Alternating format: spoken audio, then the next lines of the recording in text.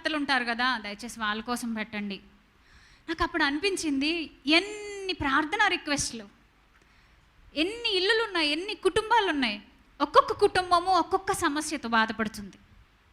ఇక్కడ ఉన్న ప్రతి ఒక్కరూ కూడా నేను చాలా పర్ఫెక్ట్ ఫ్యామిలీని కలిగి ఉన్నానని ఎంతమంది చెప్పగలుగుతారు?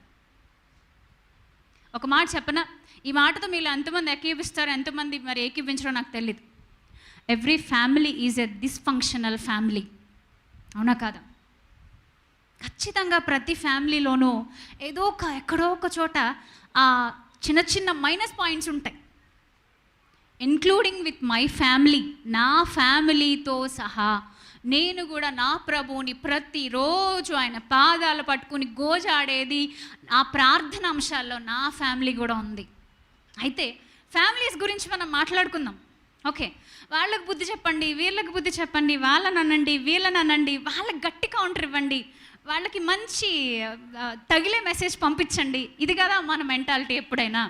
కానీ ఒకటి ఆలోచిద్దాం, వాళ్ళకి వీళ్ళకి బుద్ధి చెప్పే ముందు ఒక్క మాట ఉంటుందండి బైబిల్లో, నాకు చాలా ఇష్టం ఆ మాట. భయం కూడా, ఆ మాట ఎందుకో ఎక్కువసార్లు గుర్తు చేసుకుంటే భయం వేస్తూ ఉంటుంది నాకు.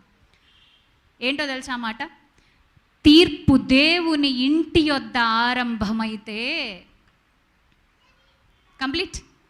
ఏమంటాడు?